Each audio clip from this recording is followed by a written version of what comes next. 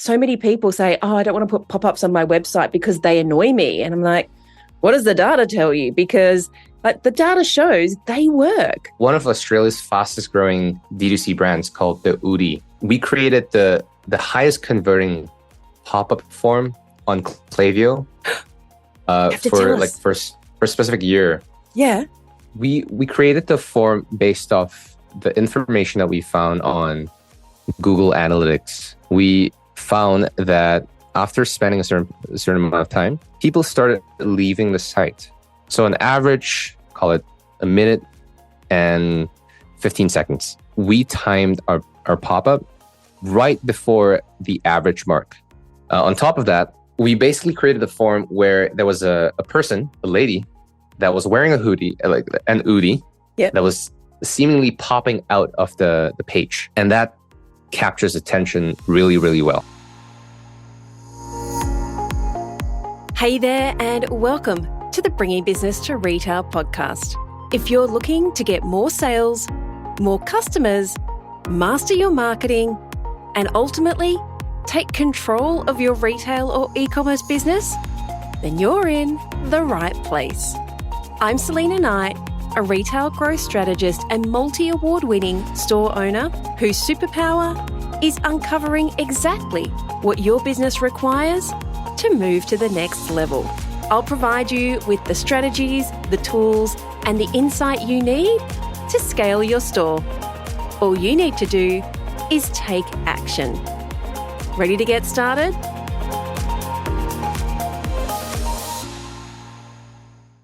Hey there, and welcome to today's episode of the Bringing Business to Retail podcast.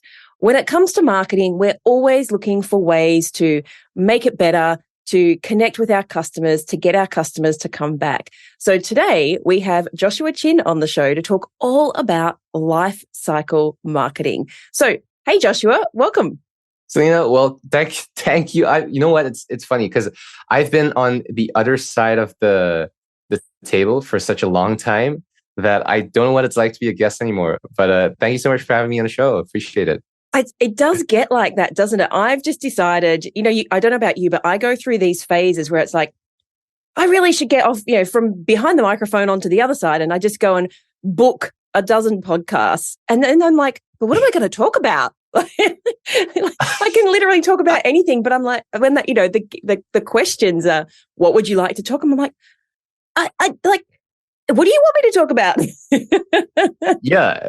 Like, can I be the one asking the questions? Yeah. Is that just because we love being in control? Is that what this boils down to? Maybe. I think it's a neurotic thing. I don't know. I think it's good to see that it's not just me though. It's like from people who are regularly behind the microphone, when the tables are turned, it does. Pretty common, yeah. It doesn't, not that it feels uncomfortable. It's just like, where do I start? Yeah, it takes a little bit of getting used to. But we're gonna be good. We're gonna be good. Okay, so talking about where we started. If people are watching the video, you look like you're about 12. I know you're not, but you look very, very young. So kudos to you. You have amazing skin. You have done some amazing things I haven't actually asked how old you are, but in what is very, obviously a very short time. Tell us all about it, because I was gobsmacked when you told me. So I'm turning 27 this year. He looks way younger, I started my business when I was...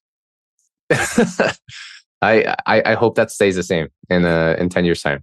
I started the business back in 2017, and in 2018 became real. We incorporated the business. It was the first time ever that a project that I started took off into something meaningful. Before that, I was selling stuff on eBay, and it wasn't really much. It was retail arbitrage more than anything. I was buying stuff off cheap from Amazon and Walmart and some of these sites and selling it off eBay on full price. And I was selling things like vacuum cleaners, lawnmowers. I didn't even know what a lawnmower is because we don't really have many of those back like here in Singapore. I was just trying to make as much money as I could, which wasn't a lot. And at that time, when I made $1,000 in profit, I felt like a king. I thought that was the most incredible thing ever. I thought I was on top of the world because I was a student back then.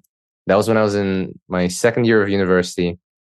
And I took all the money that I had at the point in time, invested that into courses and books and education, and taught myself copywriting.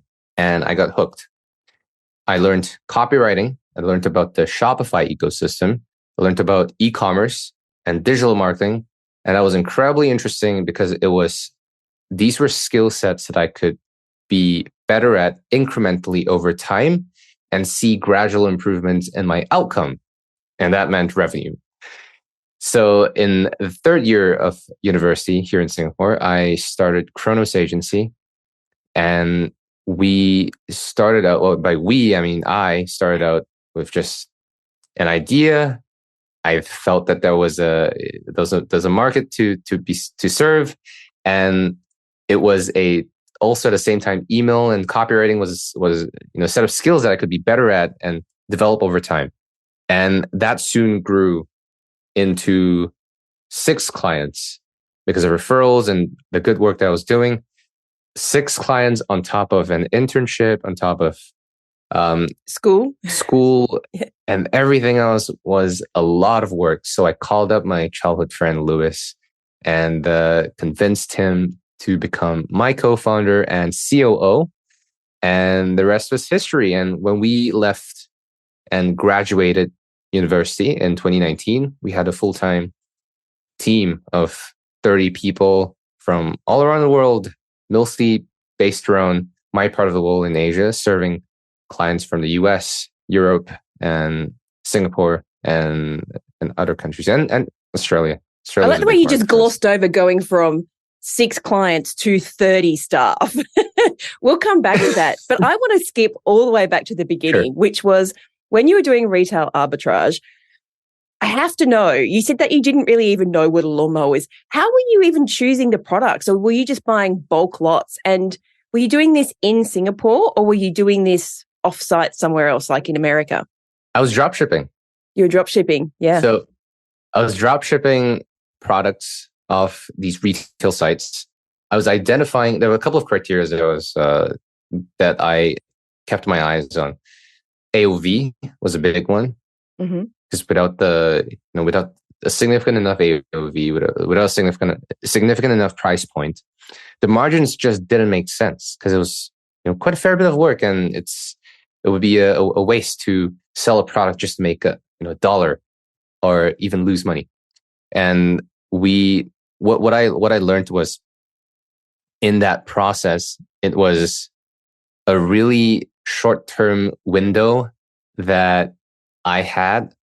Because these things I was just taking advantage of the imbalances and the imperfect information between marketplaces, right? Effectively. If there was a discount on Amazon, there weren't a discount on eBay, you might have a couple of buyers on eBay, but eventually people are going to find out and go to Amazon. So there's this tiny arbitrage opportunity there for a couple of sales. So I was doing a lot of that across a wide range of products, and I wasn't attached or romantic to any single one of these products. And that's the reason why. It's funny because what you're saying sounds very analytical and very kind of left brain. But generally speaking, all these creative things that you're talking about, like copywriting and email marketing, are not analytical things. They're very creative instead. So right brain. So which way do you think that you lean? Selena, it's interesting that you asked that question. I don't necessarily subscribe to that idea of having and that's probably what you not what you mean, but I don't like the idea of having a strict inclination towards a certain tendency in how we think about work and what we do. I think that I am an analytical creative. I love it. In a sense where copywriting is creative, it's an art form, but at the same time, there's science behind what we do with copywriting. Yeah. It's not just about writing words that look good. We're not writing a novel. No, especially direct response type copywriting. There is a formula and you're basically just I'm not saying you're basically just filling Exactly. in the blanks, but there is a specific formula that you follow. There's a formula for success, and there are metrics for success as well. So the metrics and the data that comes out of the work that we do guide our decision making and how we position, a landing page or an email, and how copy is written out and the tone of voice and what we do at Kronos. And we have a relatively big team now of 80 over employees. Wow. And congratulations. we're obsessed with making the right decisions based on data, both internally and both for our clients. And I think that spirit carries on to copywriting as well, which is a very important department in our company, because it dictates what goes into the minds of our consumers and how we capture attention. At the end of the day, we make decisions based off what data is telling us and not necessarily what we feel good about. Yeah. So it's a really kind of bottom, or a really, or rather end of the funnel, looking at the data and then making decisions at the front. I think I learned my lesson really young. And I don't know if I told you this story about how we used to manufacture products, and we had these little baby dresses that we got manufactured. And I used to source the fabric, and when the fabric came, they looked beautiful. Like, I loved the fabric, but when they came back as dresses, I hated them. And I threw them into the back of the storeroom, only to be found months later by one of the staff who put them out. And I was like, get them off the shelves. And she's like, these are the most beautiful dresses we've ever made. And, like you just said, and she sold, by the time I'd come into the store, she'd already sold 3 of them that morning.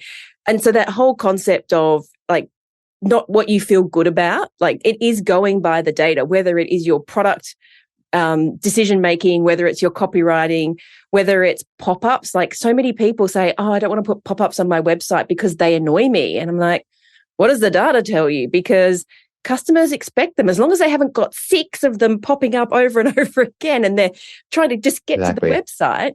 Like, the data shows they work. I have a fun story for with pop-ups. Yes. We created the highest converting pop-up form on Klaviyo for a specific year. Yeah. Or one of I think still one of Australia's fastest growing D2C brands called the Oodie. Yes. The Oodie. My daughter has an Oodie, and I was actually just hanging. I'll let you tell your story in a minute. But for those who don't listen, I think the Americans have Snuggie. It's kind of like a blanket that you wear. And I was hanging it out on the clothesline because, getting it off her is extremely difficult, and it stank. So I stuck it in the washing machine. And as I was hanging it out, I was like, this is how we think, right, as marketers. This piece of clothing has the best ROI of anything I've ever bought. Like, the cost per wear on this thing is like the lowest ever. So tell us about this form. That's product market fit. So we created the form based off the information that we found on Google Analytics. We found that at a certain point in time, after spending a certain amount of time, people started leaving the site. So on average, I don't recall what the exact number is, but call it a minute and 15 seconds, right? So about 75 seconds. And on average, people started leaving. So we timed our pop-up right before the average mark, like by about 5-10% before that. On top of that, we also had an exit intent trigger. So if people start leaving before that, the 65 timing, seconds or so, the 65 seconds, they would see the pop-up. We also had a scroll-based trigger. Were those pop-ups trigger. the same? The same. Okay, yeah. The same. And I'll get to that in a little bit, because we actually split tested a bunch. We also did a scroll-based trigger. So if people scroll 30% or so down the page and haven't clicked on anything, and they've spent X amount of time on a page, pop-up shows. So that was the kind of the analytics behind the timing of the pop-up, the behavior. The nature of the pop-up is really interesting. And this is how the marketing person, Natalie at Klaviyo, describes it. We maximize the features of the form in Klaviyo by introducing a transparent background on the image that we created for the pop-up. So I'm not sure if I have an example I can show you, but we basically created a form where there was a person, a lady, that was wearing a hoodie, like an hoodie, that was seemingly popping out of the page. By virtue of how we designed the pop-up, and that captures attention really, really well. The second thing was the contrast of the pop-up against the color of the page, and we made sure that it stood out so that the moment it pops up, it captures attention and it kind of breaks a pattern. Because when you're kind of mindlessly browsing through a site, you're just kind of looking through and absorbing information as quickly as you can. And when everything looks similar or the same, especially when it comes to color schemes and kind of the look and feel of the site, you're in autopilot mode effectively.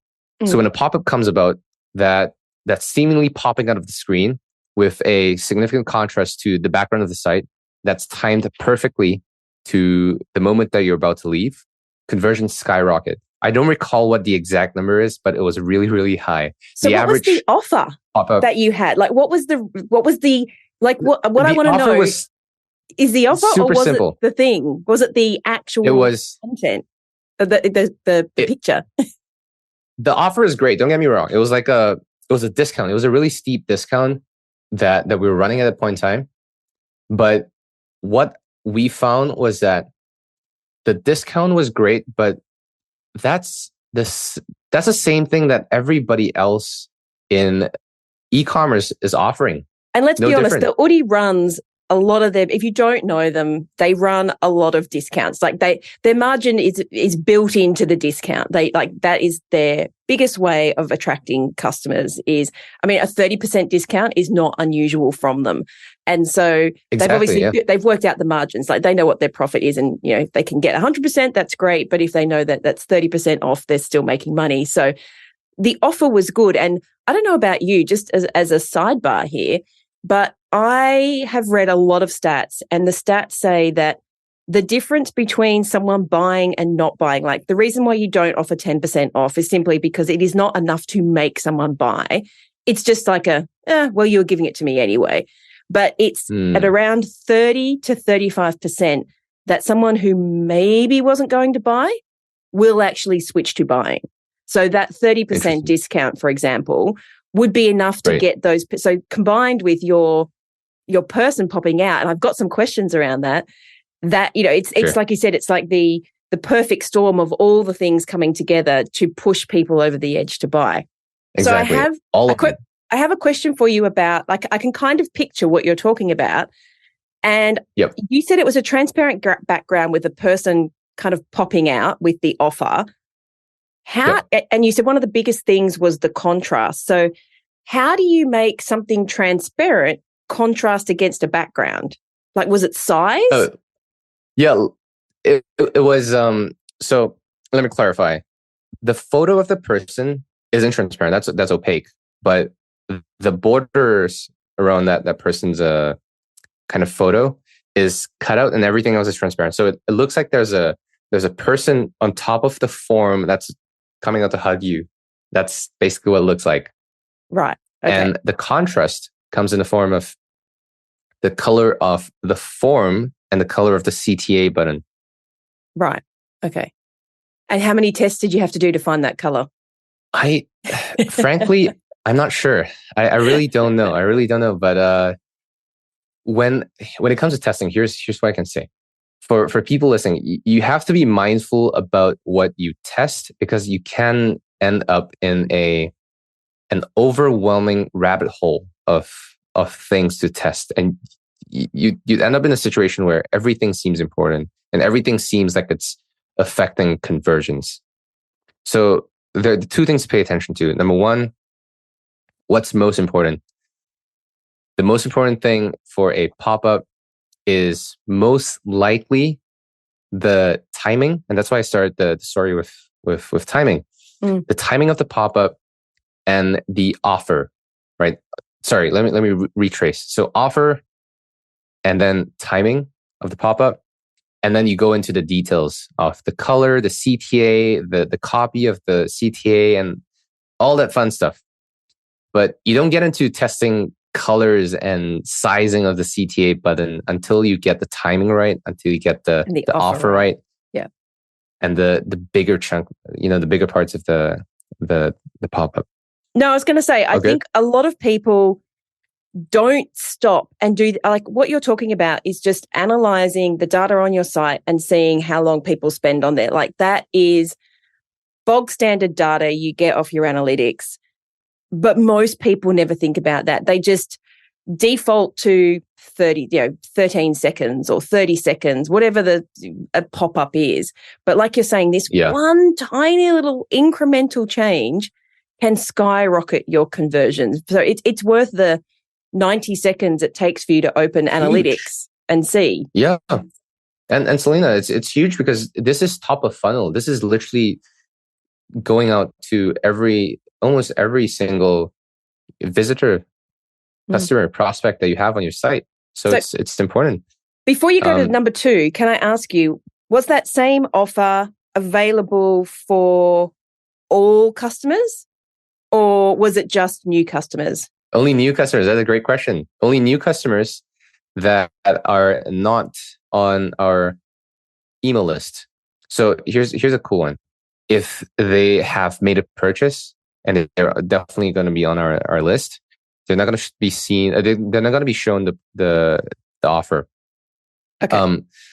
But if they have made a purchase and have opted out of marketing, we would still show them the offer in order to have them opt in to marketing again, because that's just how important an email subscriber was to us. And you'd be surprised at how much revenue per email subscriber is actually worth to your business if you really looked into the stats. And the best way to look into that is there's a really sophisticated way of going about it with segmentation and everything. But the easiest way to think about it is if you look at Google Analytics and how much money you're making like over the course of a year from email alone.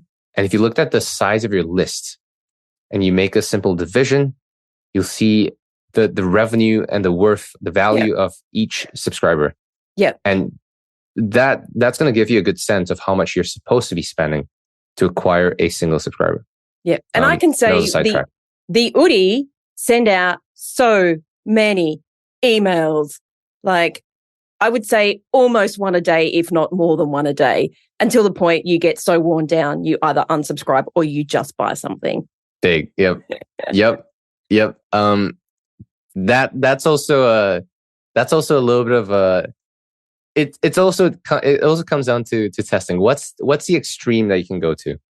Yeah. What's the extreme of, in terms of how many emails you can send before you start seeing unsubscribes every day is quite overtaking. A lot.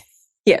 It's definitely a lot. And a good formula to kind of think about, a good framework to wrap your mind around this is how many subscribers am I getting versus how many am I losing? And is my program growing net?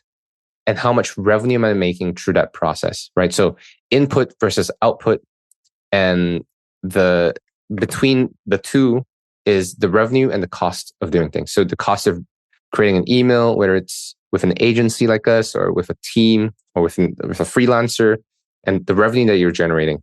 And if that equation makes sense, you should keep sending more emails. Yeah. Yeah, I love it. And so how does all of this fit into your lifecycle marketing system? Okay, before I get into that, there was a second point I want to get to. Oh, sorry, yes. With pop-ups. Something that most people don't realize is with split testing, you have to be mindful about statistical significance, because it's so easy to start seeing some results and make a decision prematurely when you may not have achieved statistical significance, which just tells you that more likely than not, the results that you're seeing is not due to random variation. And it's most likely due to the change that you've made.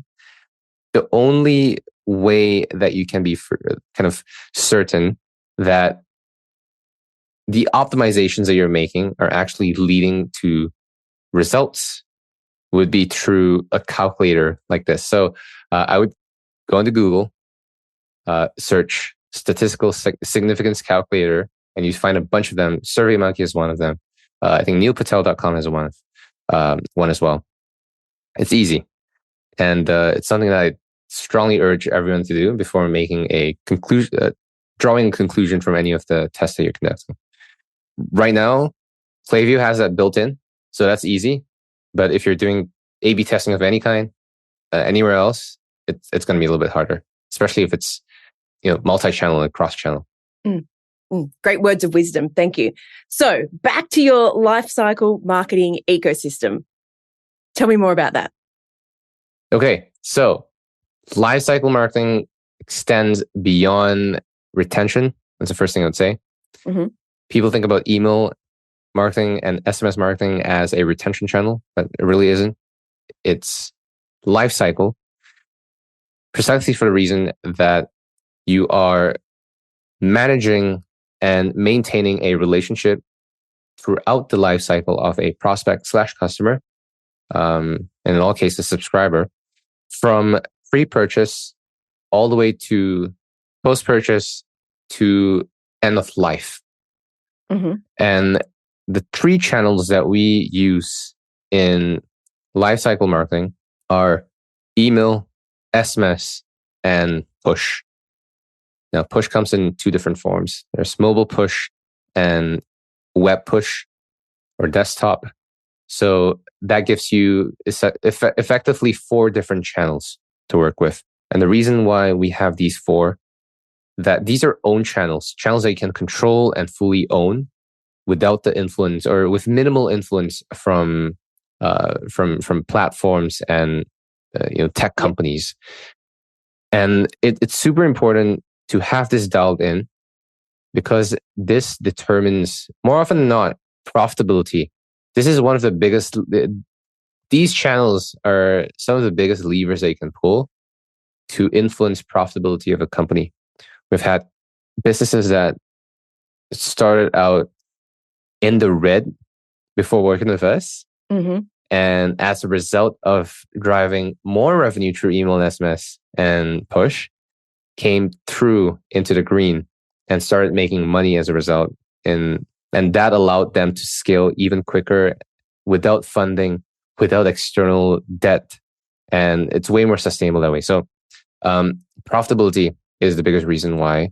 And these are 3 channels that people have to pay attention to. When it comes to that whole ecosystem, which one do you think is the one that people neglect, but is the one that can make the biggest impact? SMS marketing.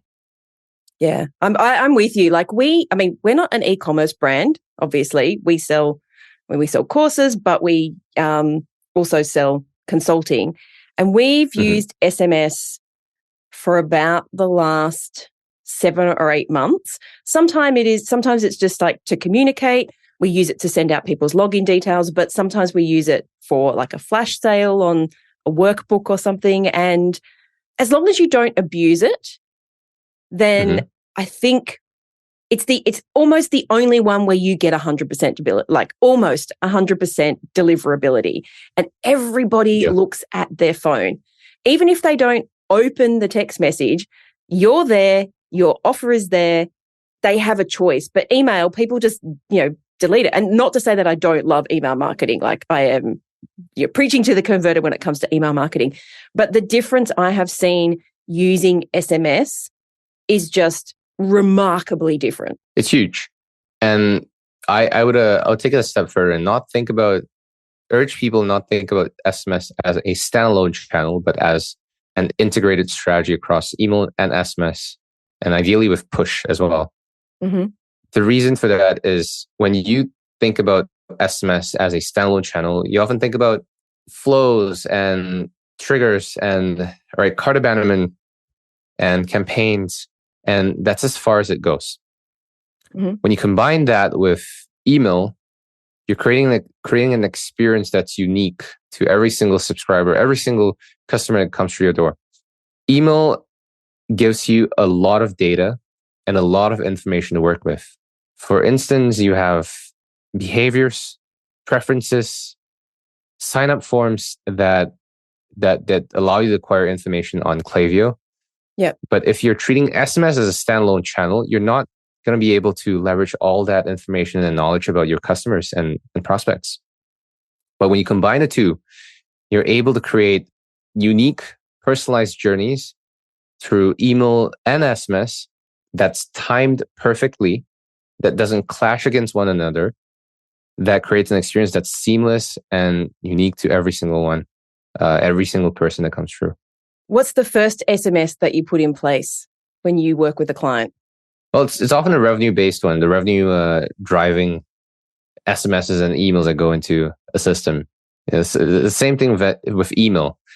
We start with the pre-purchase journey, the pop-ups, the lead capture, because that's top of funnel. That opens up the floodgates. Mm-hmm. And then we start looking into the high converting flows like cart abandonment, browse abandonment, and then finally post-purchase, because that's what keeps customers happy, retains them for the long term, makes customers come back to buy again.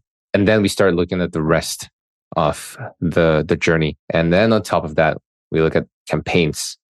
So same sequence goes for SMS as well. One of the added benefits of SMS that most people don't think about is that it's a conversation channel. It's a channel that people use for conversations, for communication. If you treat it as such, especially with campaigns, because it's so easy to do, right? Instead of sending out a campaign, an SMS campaign that says, hey, check out our latest blog post. Here's the link. Why not ask a question, right? What's a favorite scent in our collection? That could lead to a conversation that could lead to a sale if done correctly. So you could either automate that process by giving fixed answers, A, B, C kind of a situation, or open up a conversation that redirects people to your CS team, which is something that we've seen brands do, especially with an integration of Gorgeous or a CS platform like that. It's fairly easy to do as long as you have the capacity and manpower. Mm-hmm. Or if you're running a small business, you could even redirect those messages into your inbox and answer them. And it's often a nice little touch when you get a text or a message from the founder of the company or an executive at a company. And that's the secret to building long-lasting fans that love your brand, that evangelize your brand. And when you reach a kind of critical mass of your true fans, there's a book that talks about the 100 true friends, true fans. True fans, yep. And you start creating a compound effect on your business that you otherwise would not be able to. I think that is I could talk to you forever. I had about 17 different questions, but I feel like that was the perfect point at which we can pause this conversation and maybe get you back on another time to talk about how we leverage all those things that we were just talking about. So if people are thinking, you know what, this guy knows his stuff, I want to chat to him more, where can they get in contact with you? The best place to get in touch with me would be Instagram. I'm trying to grow my following on Instagram, and I'm putting up a lot of good content, good insights up there. So it's at Josh Chin. That's JOSHCHINN. I do respond to almost all DMs as long as they're not spam. And you can go to our site to check us out. It's chronos.agency. That's CHRONOS.agency. Fabulous. Well, thank you so much. I love the story. I love that. The biggest takeaway for me, I mean, there was lots of takeaways, but the biggest one is that simple thing of going in and checking out your not your bounce rate, but your time to leave and changing your pop-ups so that, like you said, just that you're activating these things and just different ways to get people to interact rather than just be trying to close the bloody pop-up. Absolutely. 100%. So thank you so much. Thank you. So that's a wrap. I'd love to hear what insight you've gotten from this episode and how you're going to put it into action. If you're a social kind of person, follow me at @TheSelena and make sure to leave a comment and let me know. And if this episode made you think a little bit differently, or gave you some inspiration, or perhaps gave you the kick that you needed to take action, then please take a couple of minutes to leave me a review on your platform of choice. Because the more reviews the show gets, the more independent retail and e-commerce stores just like yours that we can help to scale. And when that happens, it's a win for you, a win for your community, and a win for your customers. I'll see you on the next episode.